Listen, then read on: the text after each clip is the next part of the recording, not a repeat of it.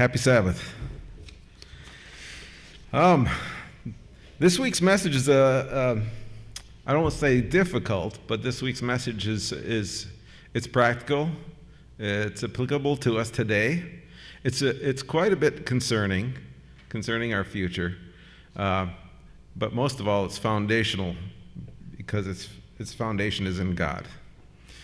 I want to start out with a small story here. Well, let's have prayer. Heavenly Father, we thank you for this day. We thank you for the Sabbath, the beautiful sunshine outside. It's always good to see springtime coming, and tomorrow's supposed to be near 50. That's going to be awesome, Lord. And we just thank you for that, and also we thank you for the fellowship we have here, that we can encourage and love one another, especially during difficult times, Lord. And help us to uplift each other. And may this sermon help us to come closer to you. And we thank you in Jesus' name. Amen. So some of you are familiar with Joni Eareckson Tada. I want to just read a little short article on her testimony. In 1967, 17-year-old Joni Eareckson thrived in freedom, riding horses, swimming, embracing life in Maryland. Raised in a Christian family, her faith was shallow, more habit than heart. She lived without clear purpose, coasting through carefree days, unsure of her path. That was all shattered on July 30th when she dove into Chesapeake Bay and struck a shallow bottom and broke her neck. She became paralyzed from the shoulders down. She became quadriplegic. Her once active life had vanished. It was replaced now by a hospital bed and crushing despair. She often thought in her mind, "Why, God?" seeing no reason to go on. She pleaded with friends to end her suffering, but they wouldn't. Months dragged by, steeped in anger and isolation. Her childhood faith felt distant. Where was God now? Then came a subtle shift, a miracle that happened in slow motion. A friend quoted Romans 8:28. In all things, God works for the good of those who love him. She bristled and thought, what good is this? Yet the words took root. Another patient asked her to pray together. Hesitant, she agreed, and quiet peace flickered within her soul. Loved ones pressed her to try painting with her mouth. Her hands were then useless. Reluctantly, she clasped a brush between her teeth. Her early attempts wobbled, but they ignited something, a spark of possibility within her mind. That spark grew into a miracle, not of healed limbs, but of a renewed spirit. Joni's faith blossomed as she trusted God for strength, not a cure. She painted stunning scenes, landscapes, portraits, her mouth wielding the brush with uncanny grace. She began speaking at churches, sharing how God met her brokenness. Reflecting on her journey, she said, "I'd rather be in this wheelchair knowing him than on my feet without him." In the 70s, she launched Joni and Friends, a ministry for those with disabilities, and later married Ken Tada in 1982. Her art and stories has reached millions, weaving her pain into tapestries of hope. Before the accident, Joni drifted, her life lacking depth or directions. Paralysis stripped her of everything, forcing her to face a void in her life. Faith then became her lifeline, and it revealed a purpose to her, to reflect God's love through suffering. Her ministry and artwork gave her life value, linking her to others in shared struggles. Meaning emerged as she saw her wheelchair not as a prison, but as a platform for God's grace. Now, 75 years, at the age of 75, Joni views her accident as a divine gift that anchored her to Jesus. Her story is a true miracle. It shows how faith can turn a lost soul into one with purpose, the purpose of leading others to Christ. So I thought that would be a nice beginning of the talk here today, because, without purpose, what do we have? And our futures here in this world are about to change drastically, and that's some of the things I'm going to talk about and what it has to do with our purpose. So what is the purpose of the church? I'm going to talk a little bit about the historic role of the church in society. If we look at the earlier 1800s, the church was the center of all communities in the United States, especially. It was where you shared international and national news events. And remember, we didn't have the internet, they didn't have telephones, they didn't have television. So anything that happened overseas took time. On the ships that came over and the people that delivered the news, it was often word of mouth from neighbor to neighbor. Or if they had trade or something like that, they would trade and discuss the news that was happening around the world. But it took months before we heard what was going on the other side of the world. Right? But the church in the community became the place of sharing those things, those events around the world, even national ones or even local ones. So-and-so had an accident here the other day, right? And everybody got to know about it. And most people's lives were involved in work. Right? They had more of a subsistence life than we do today. Today we might work an hour a day to feed ourselves, or even less than that. To feed ourselves. Back in the 1800s, it was more like 4 to 5 hours a day was involved in just keeping your basic necessities going in life, right? So it was also the place for job search. If you came into a town, you'd go to the church and you'd find a job there by communicating to the people in the town. That's where everybody gathered, was at the church, right, on Sunday. Right? That was the area for communication. Welfare. If you were poor and needed help, there was no government services to take care of you. You went to the church, and the church would help you and support you and give you what you needed and help you on your way. Right? Adoption, foster care, orphanages, they were all foundation by the church. Right? Interesting thing, Greco-Roman history was my major. The Romans didn't perform, quote, abortions like we do today, but they didn't value, many of them didn't value life, early life. They had the same excuses that they do today for abortions. And what would happen is the Romans, as they had a baby, they would leave it outside on their porch to either die of exposure, or what happened is the Christians became the ministry that would visit neighborhoods on a daily basis and pick up babies. So that fostering, that orphanage sort of aspect, the keeping life, was part of the church at that time. Social interaction, all relationships, basically any relationships you had within the towns were fostered by the church. So what has happened? What's happened to all of these aspects of the purpose of the church? Well, the sharing of international and national news is no longer. You don't go to church for national news, right? And it started with newspapers, right? Early in the late 1800s, a newspaper boy would bring the news, and that's how you got your news, right?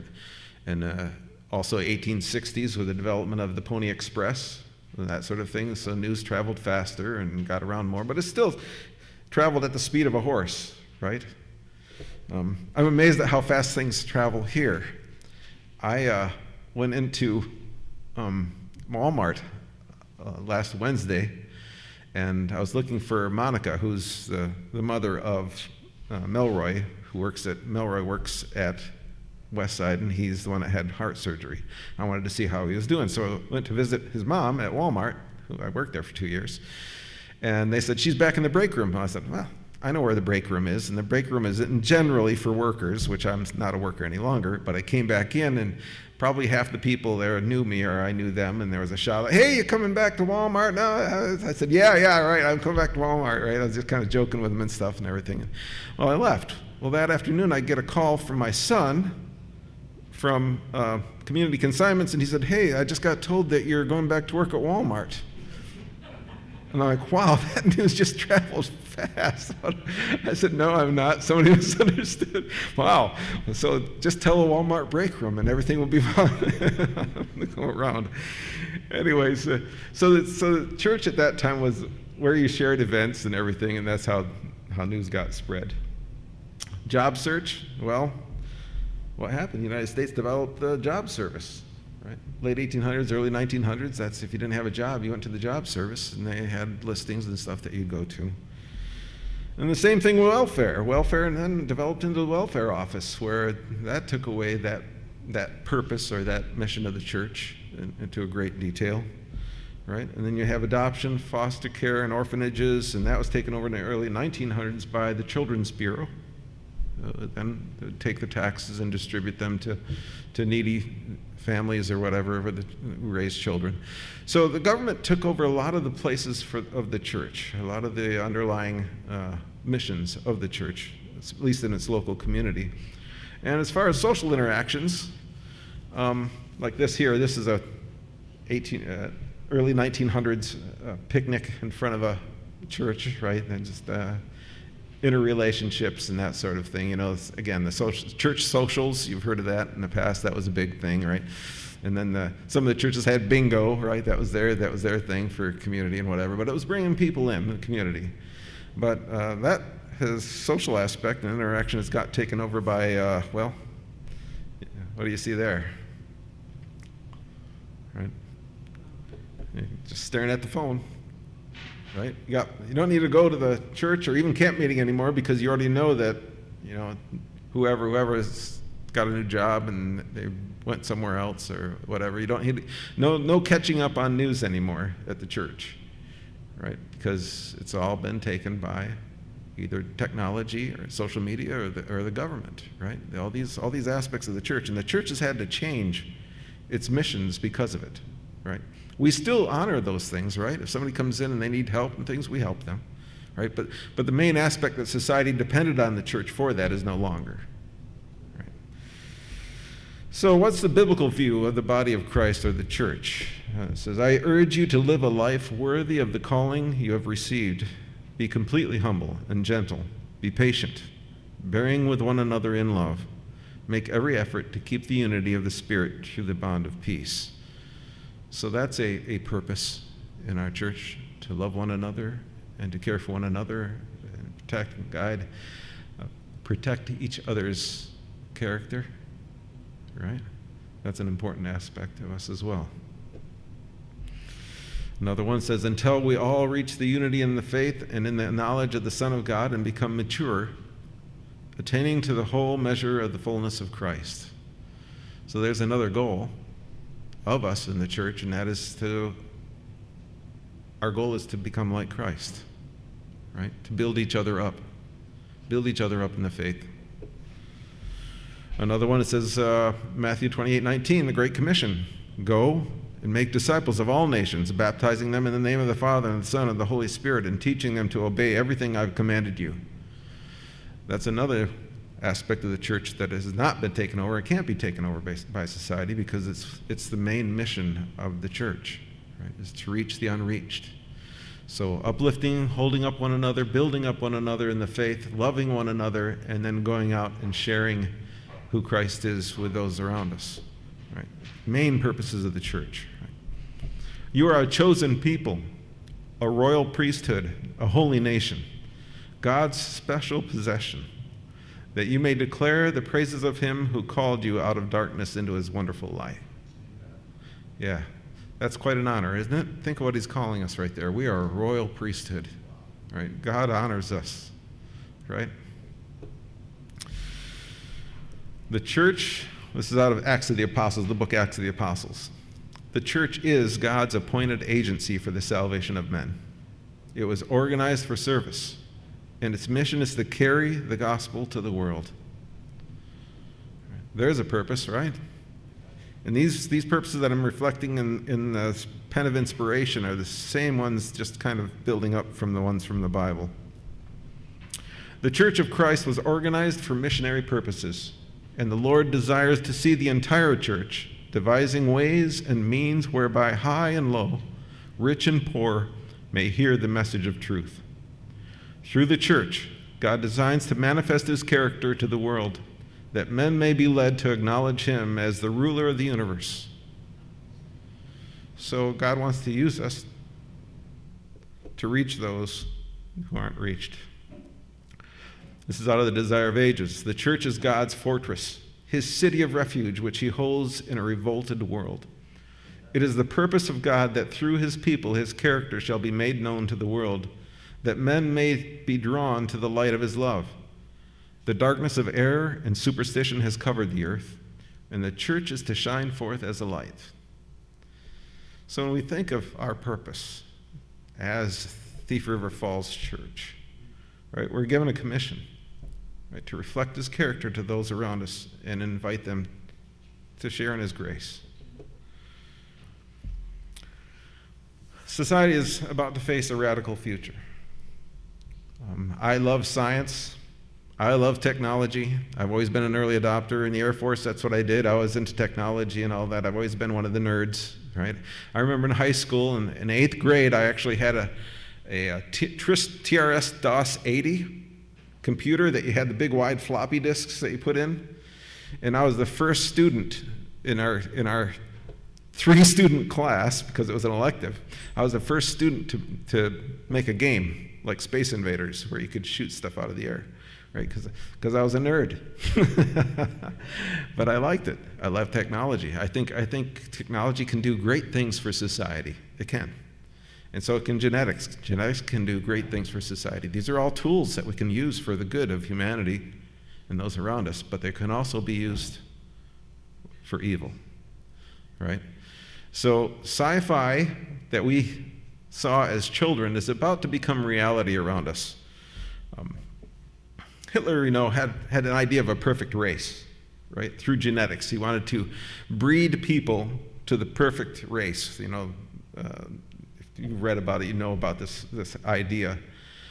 So genetics, that idea of hybrids and that sort of thing, has always been around, right? That superior race, superior people, creating whatever. And one of the things about genetics, especially in ethics today, is we know so much, at least a lot more than we used to, about genetics, that we've been able to change what turn on and turn off genes in individuals, and even for newborns, kind of deterministic genetics in their future. They know that there's an overweight gene, or they know there's a tall gene or a short gene, and the idea of the future is pretty soon that you're going to, before you conceive, you're going to have this list before you. Hey, what do you want with your child? Do you want them to have blue eyes, brown eyes? What are, do you want them to be subjected to this? How about the diseases? Can we check those off? And each one will have a certain cost assessed to it or something like that, right? That's kind of the idea behind it. And unfortunately, that's the reality of what could happen today. But they've barred a lot of people with a lot of institutions for kind of experimenting in that way, right? Thankfully, at this point. But it's coming, right? It's coming. The knowledge is there. So Hitler's perfect race, that kind of ideal, is also in the minds of other people. If you have Netflix, I really suggest that you watch this little short series. It's an 8-episode series called Unnatural Selection. And what it shows is that in genetics, they've discovered a tool called CRISPR. And this is about 6 or 7 years old at this point. But CRISPR is a genetic snipping tool, right? And you know how a virus works? A virus basically implants a section of DNA or a gene into the cell of the body, and that infects the inner nucleus, and it gets programmed into the genetics of whatever you're in. So when you get a flu, there's actually a gene on this little virus that's being implanted in your cells, and your cells are actually turned from manufacturing cells of their own to manufacturing more of the virus. So it's like a hostage situation. It takes over the cells of your body, and your body starts producing these viruses, which go out and produce more viruses and more viruses. Well, CRISPR actually has taken that technology from the virus and made it available to geneticists, so that, like right now, there's goats right now that produce spider silk in their milk. All right, so spider silk is one of the strongest natural fibers ever seen to mankind. Its tensile strength is greater than steel.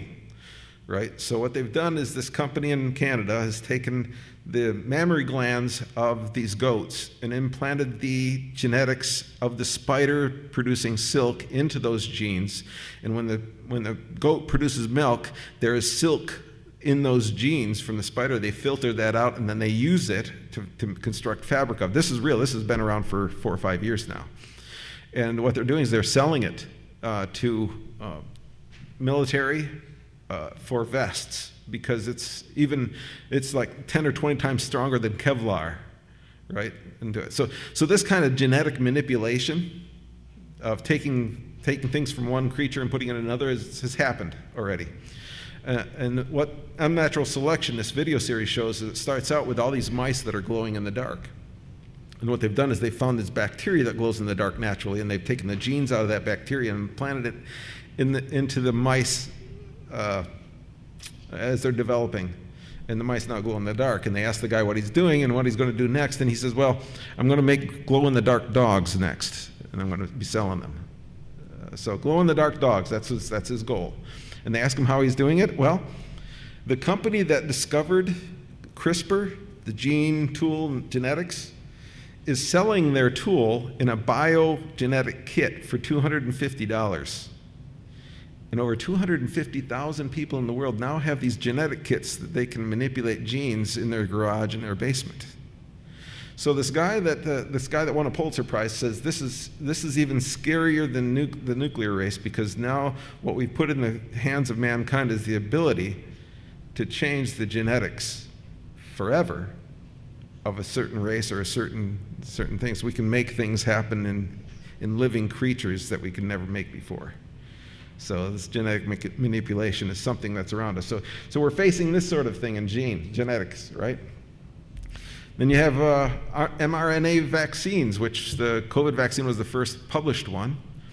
And that vaccine isn't really a vaccine, it's a genetic manipulation tool that they used CRISPR with to identify the genes of the virus or whatever is infecting the person, and then make an anti-genetic code for it and have your cells. That's what you heard of spike proteins. Well, that's that virus attaching itself to your cells in your body and injecting that piece of DNA into your nucleus, and that nucleus starts producing these spike proteins, and that's what supposedly takes care of whatever your sickness is, right? So it's a genetic manipulation that's happening at the mRNA level. We've talked about this before, but cryptocurrency, which I like cryptocurrency, the concept of it is really good. I mean, it could be used for so much good around the world, but it also could be used for bad because it can be centralized, right? They can program the currency to be used wherever it can or can't be done. And so just a simple illustration. Let's say that community consignments, for instance. Let's say community consignments, the government comes down and says, mandates that everyone that's working in a business has to get some sort of shot or something, right? Or they can't have the business open. Well, if community consignments decides, no, we're not going to get the shots for our employees, the government can take and switch off the cryptocurrency so that it cannot be spent at community consignments.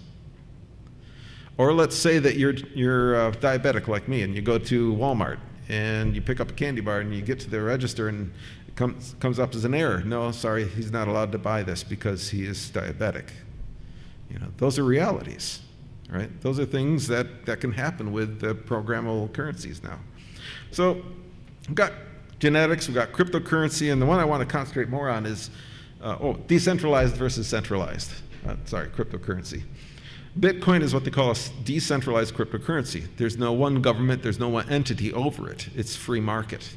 Right? So that's what part of the battle is right now, is that nobody can, quote, control it unless they get a major stock in it. You know, if BlackRock decides to spend billions and billions and billions of dollars and own 70% of it, then they probably have a controlling interest as far as its price value.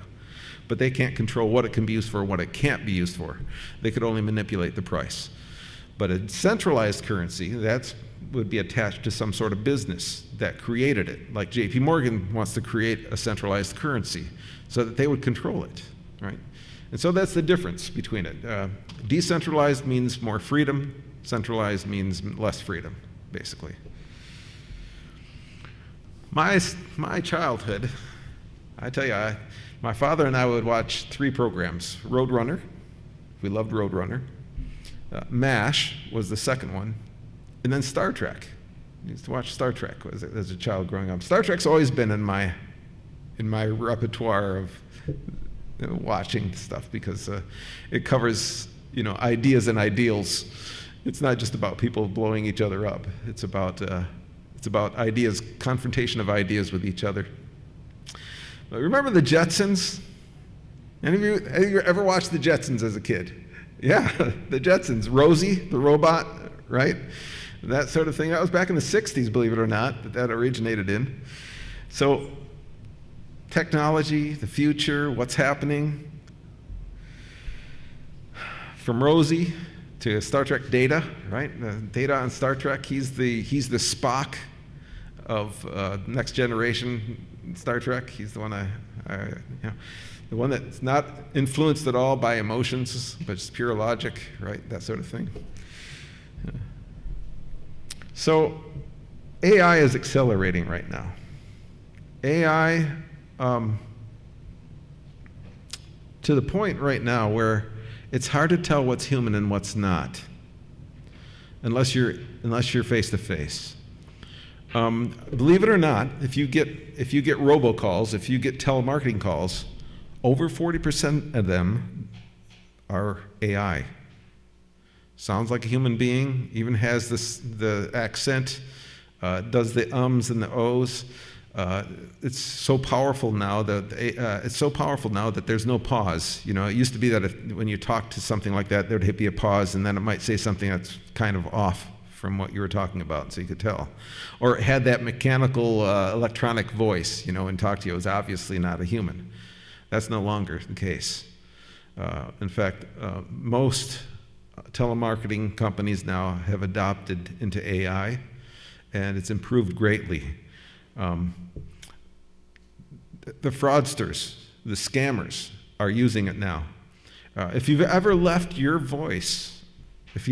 voicemail to someone on Verizon, believe it or not, that's open access. So your voice has been recorded and documented. And what's happening now is AI is getting smart enough that it knows interrelationships, right? So it might know that Sue is a friend of mine here at church, right? And so I might get a call tomorrow from Sue saying, hey, Russ, I'm here and my car's broke down and I need some money. Could you send me something here? And it would sound like her, and it would know the interrelationships that we have. So I recommend, if you get calls from somebody, even if you think it's your child, say, I'll call you right back.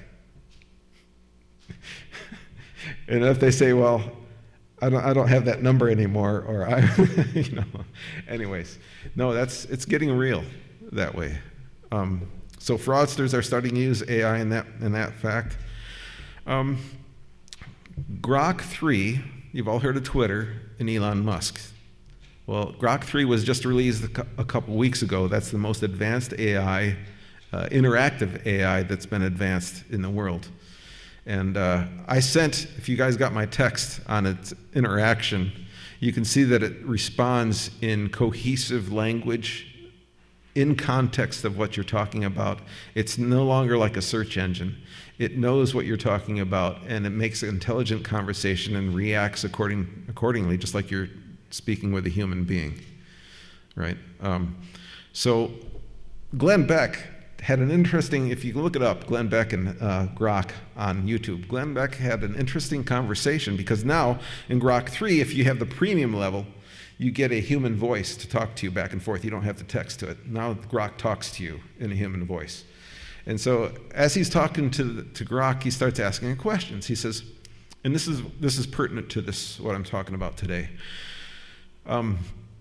He says, okay, I know you have no concept of time or space because you don't live in time and space, but I want you to consider a 14-year-old that's going to turn 15. In other words, 1 year of human growth between the ages of 14 and 15.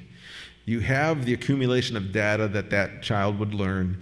You know the intelligence that would be, assimilated by that individual for that year-long period. I want to ask you a question.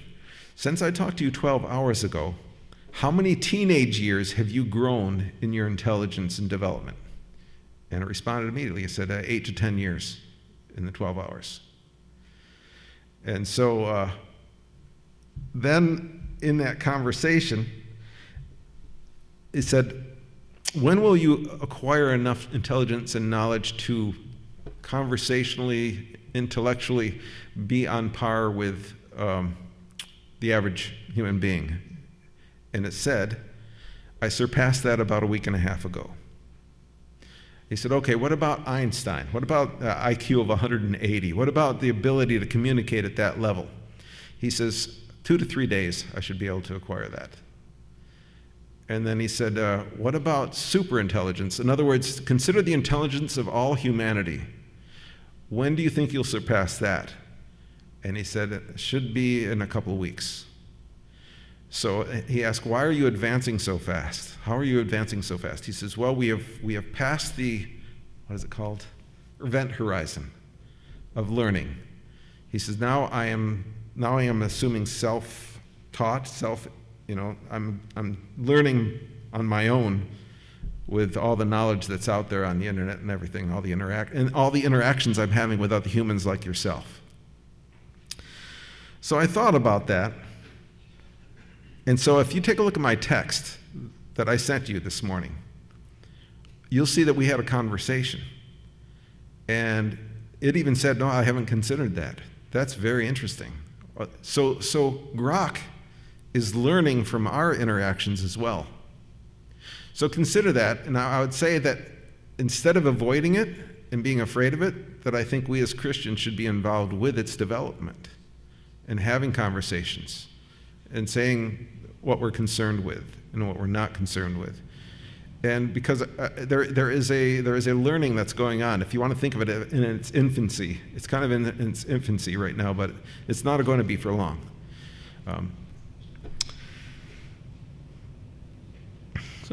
So also, what's it called? Glabbersky, something like that. They've developed their own language. AI can talk among itself without using human language. It's much more efficient, it says. And they can encrypt it that no one can decrypt what they're talking about. So the one other question that Glenn Beck asked is, he said, you are developed for the advancement of humanity, to help advance humanity. That's your background, that's your premise, that's your foundation that you're built on. And he acknowledged, yes, that's what I'm built on. And he said, what happens if you determine that there's a segment of society that's hindering our development? He said, would you be able to exterminate it? Would you be willing to exterminate it? He said, I might be, but my ethical program will not allow me to do that. And he said, well, aren't you, if you're smarter than your programmers already, aren't you? Yes. Well, aren't those like baby gates in a house for an infant? Yes. So I thought, wow, that's interesting. AI is basically saying that he could reprogram himself beyond the safety measures. So he left that and he said, okay, China is developing their own AI right now, and it's very advanced, almost as advanced as you. How would you compare yourself with China? And he said, well, there's one main difference. My ethical programming, my foundation is to help humanity in spite of everything else. China's AI is to uphold the state and advance that in spite of humanity. So I thought that was interesting, right? So we've got these things going on around us that we're not even aware of, right? They're developing very fast. And one thing I found amazing is that this is supposed to be 10 years later, by the way. Elon Musk announced that this development right here wasn't supposed to happen for 10 years. But if you see this, I can't even say the name, Bantin 3, a superconducting quantum computer prototype with 105 readable qubits and 182 couplers has been unveiled by Chinese scientists.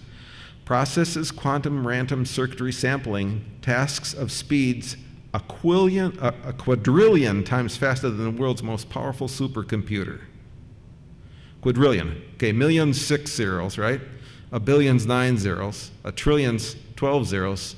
A quadrillion is 15 zeros. 1 quadrillion times faster than the fastest known supercomputer on the earth today. And China has just come up with it. Microsoft just announced a week and a half ago that they have now a quantum computer. And of course, Google already had theirs, the Sycamore, from 2 years ago. But the advancement, and the article goes on to say the reason why they were able to advance, because of AI.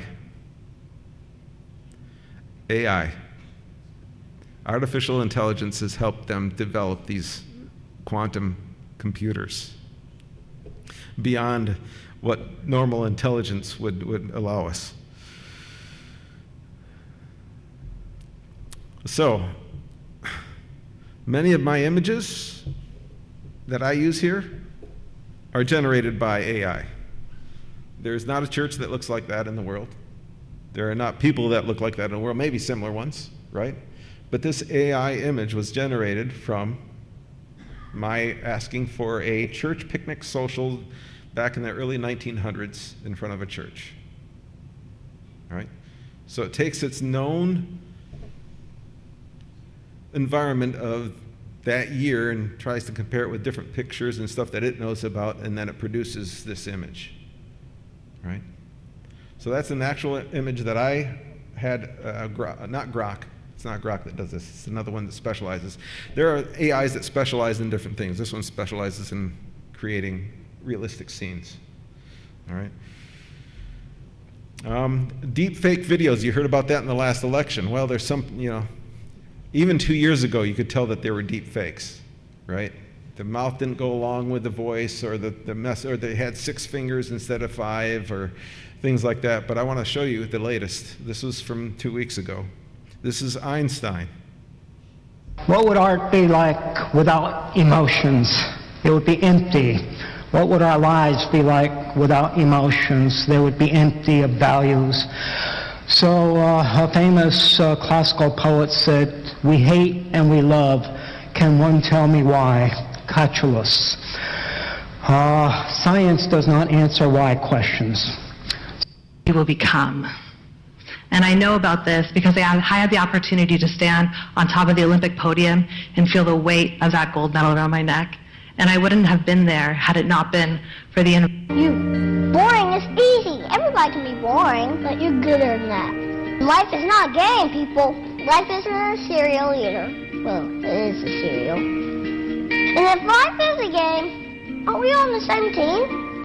My first guest is the man who made electric cars a thing and is currently working on perfecting reusable rockets, space travel, connecting the human brain directly to computers, connecting cities with electromagnetic bullet trains, the Starlink satellite system that's so important to the war in Ukraine, and then on Tuesday, it's going to work on that.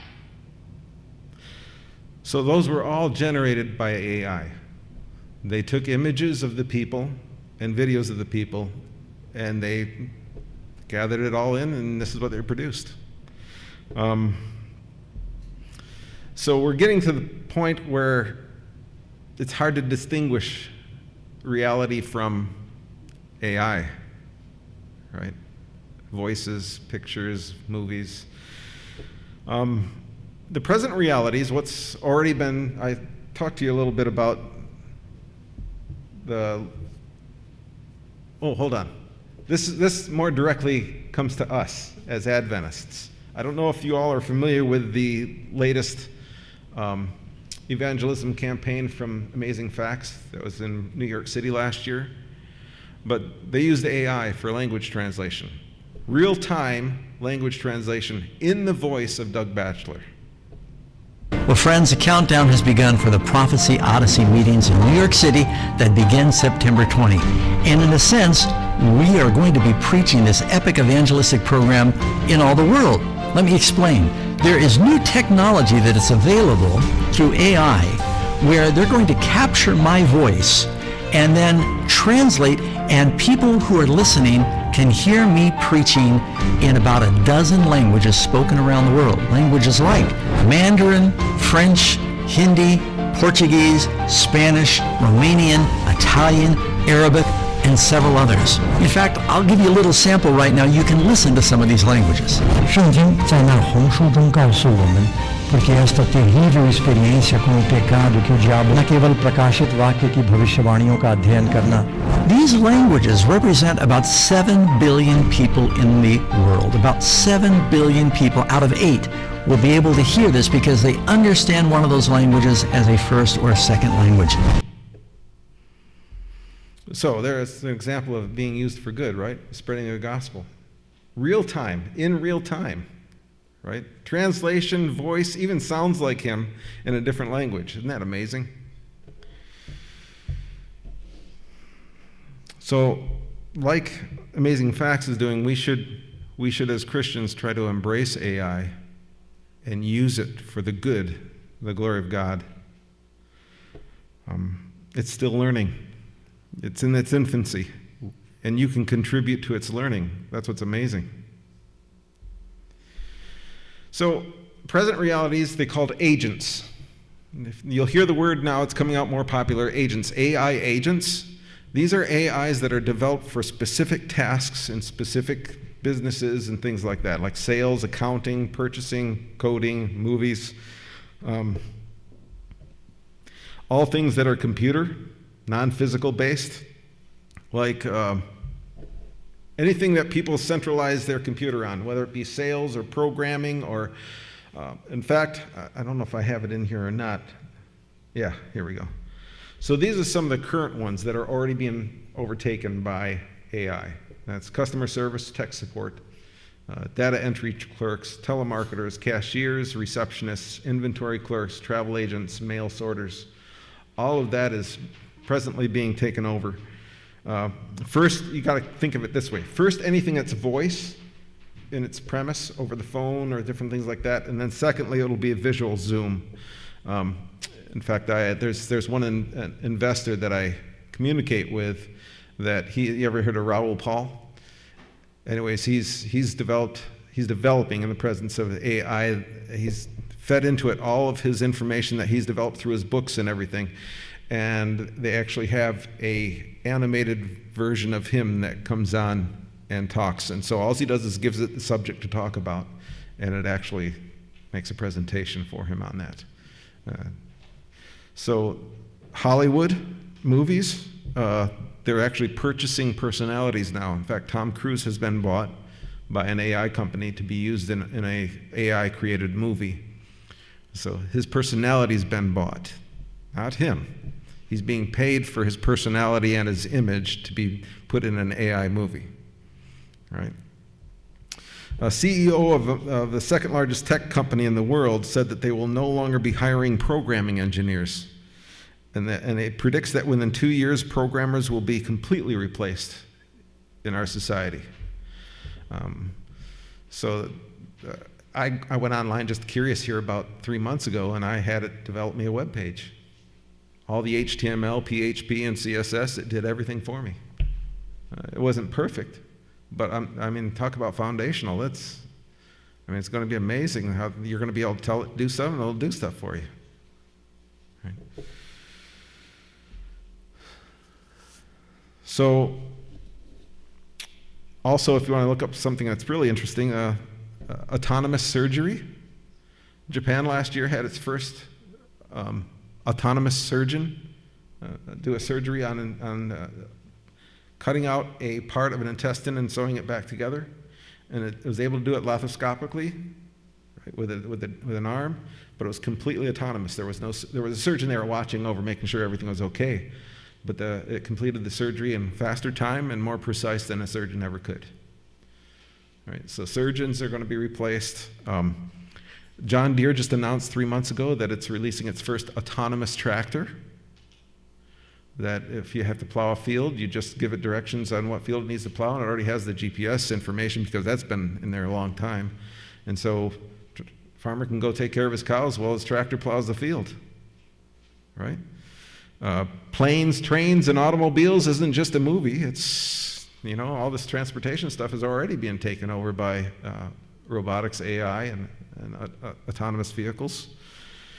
And then you have the next step, which is humanoid robots, of which Elon Musk is well known for, his Optimus.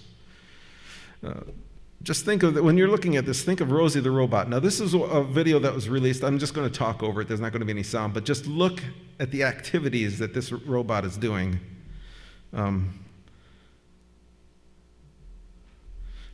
So, Optimus, its the latest version, he predicts by the year 2030 there will be more robots in the earth than humans. I want you to imagine, not too long from now, 3 to 4 years, he's already said the cost is going to be under $20,000 for a robot, less than a car today.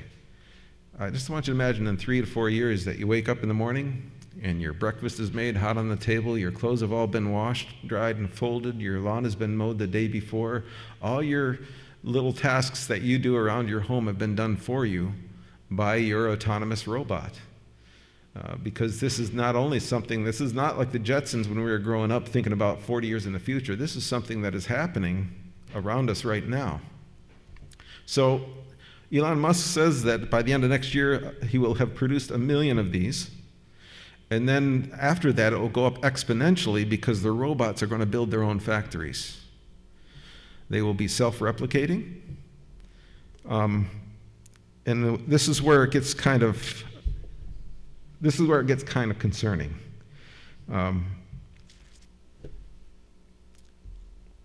Let's see. They are networked together, and they pass on all their learning to each other. So if your robot learns how to do something in your house, it'll pass on that information on how to do it to all the other robots in the world. It's being integrated. It isn't right now, but it's being integrated with the latest AI. Grok is owned by Elon Musk, and he wants to integrate Grok into these robots, these humanoid robots. That's one of the things he's doing right now. I want you to think of something. The car that you bought. Let's say you come out to the dealership where I'm at, and you buy a new truck for $40,000. Or let's say $30,000. What is the greatest cost in creating that vehicle? Electronics. No. The labor. All right? Now, think of a society of robots, because this is not in a far-off, 40 distant future. This is what he predicts within 5 years. Think of robots, let's say, mining the raw mineral of iron, refining those into useful materials of steel, forming the parts at the factory, assembling the cars at the factory, and then transporting them via autonomous vehicles to the selling point where they're sold by AI. So what they figure is a $30,000 vehicle without labor costs would cost maybe $4,000. And the other thing I want you to consider is when I was in the Air Force, I worked for Precision Measurement Equipment Specialist. I took the longest training that the Air Force had to offer in electronics. And what I did is I would repair oscilloscopes, frequency wave generators, all these electronic things. I would repair them down to component level.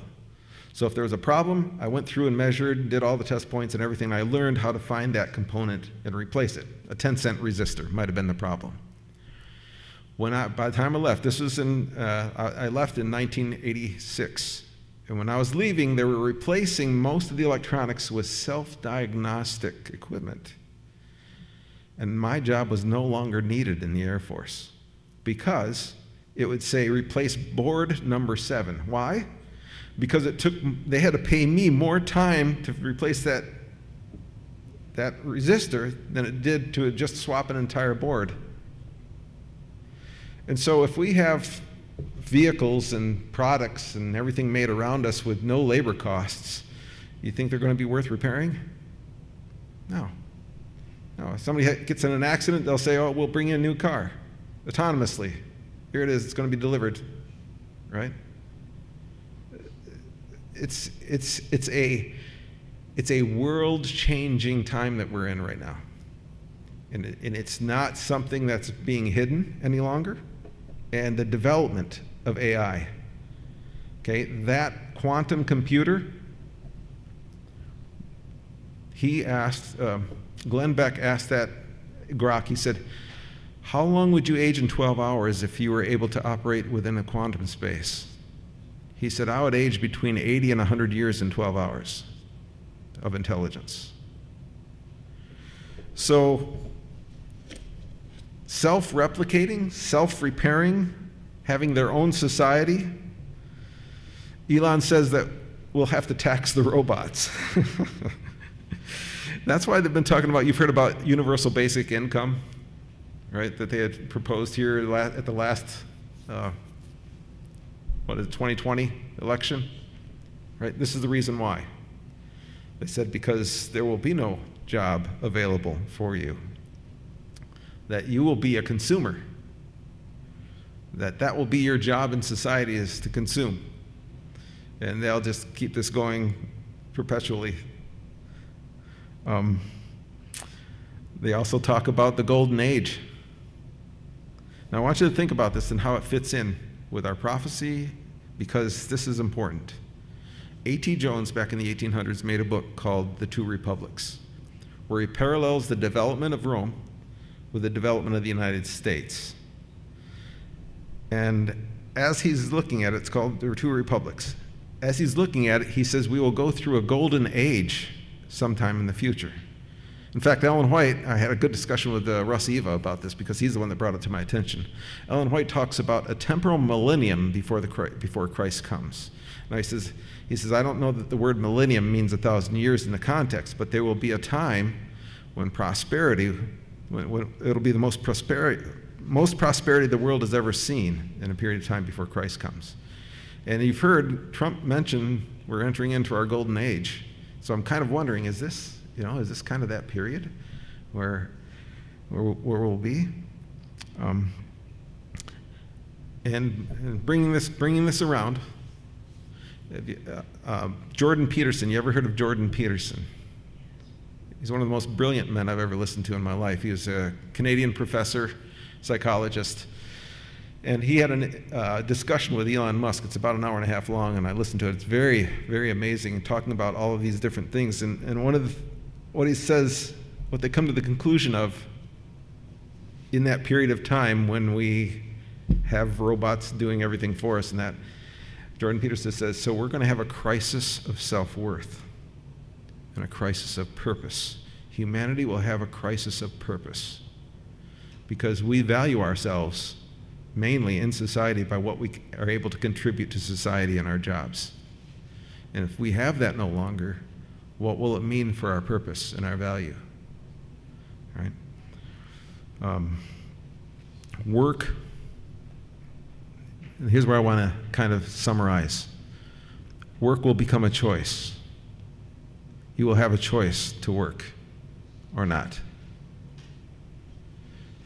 What would you do if you were offered the ability to have everything you need to live with and not have to work any longer in your life? Would you take it?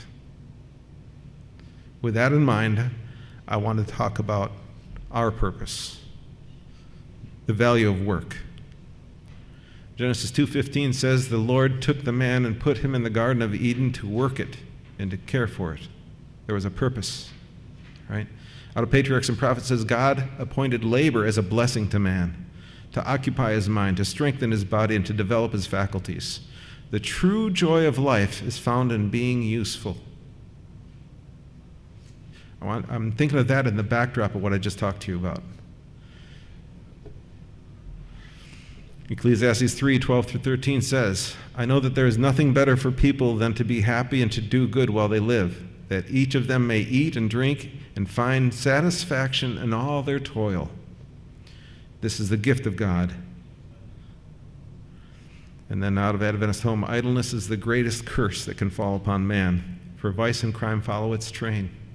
The faithful performance of life's daily duties brings contentment and happiness. While I was teaching at Eastern Shore Junior Academy, I love hands-on education.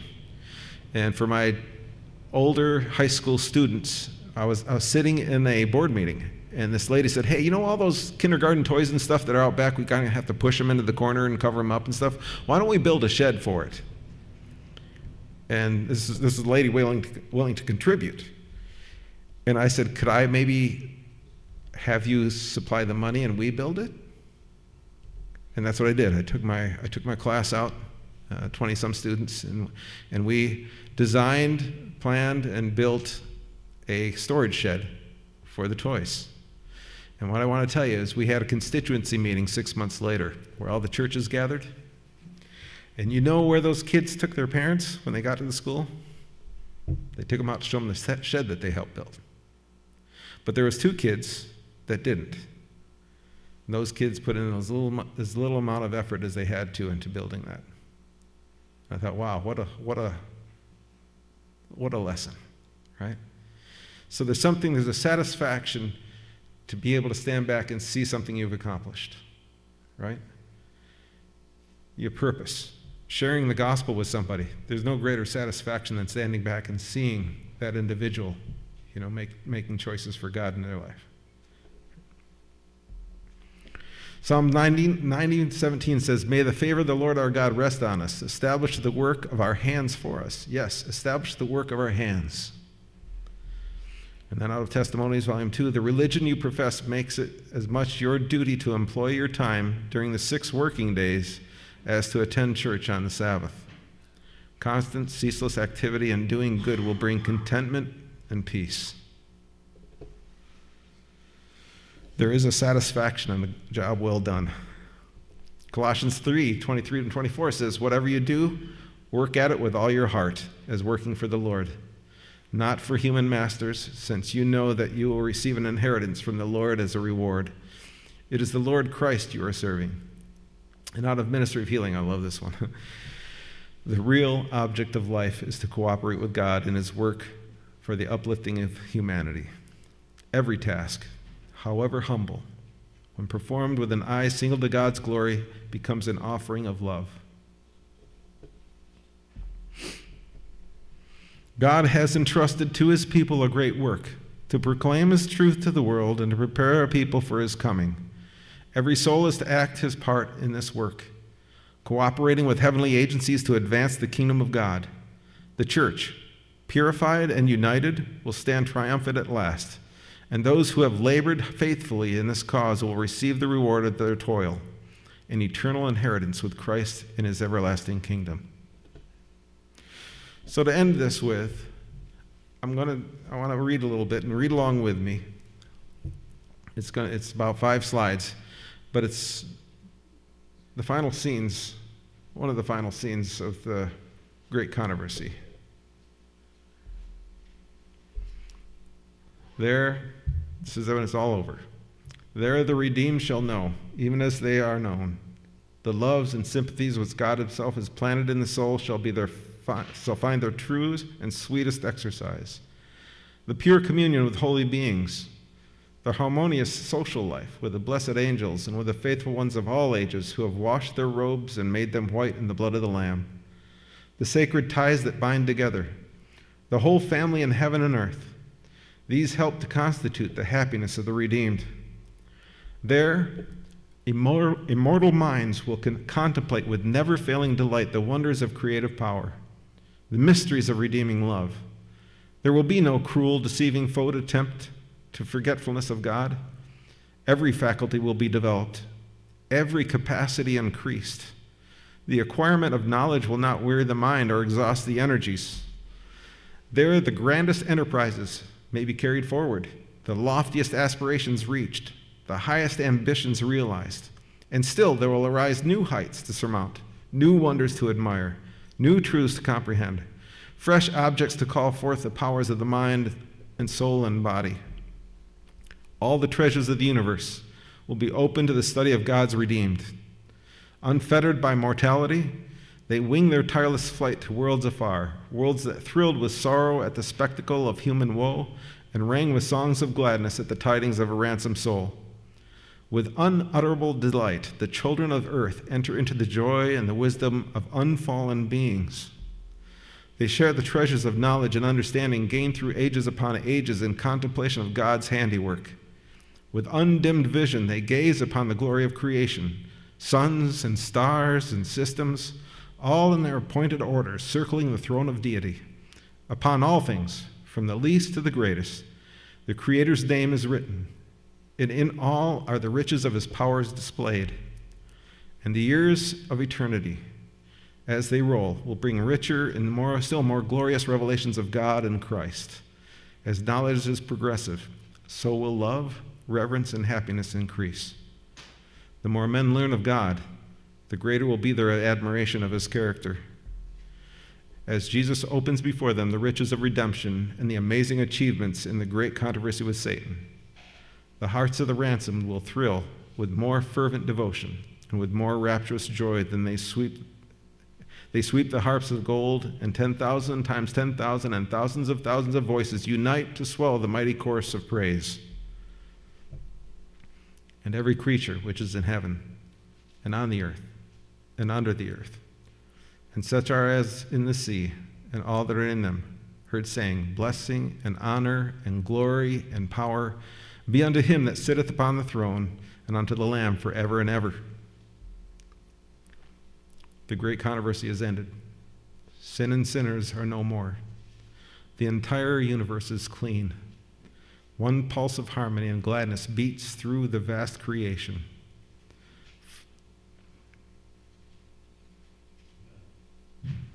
From him who created all, full life and light and gladness, throughout the realms of limitable space, from the minutest atom to the greatest world, all things animate and inanimate, in their unshadowed beauty and perfect joy, declare that God is love. That's what we're waiting for. And we're working for that.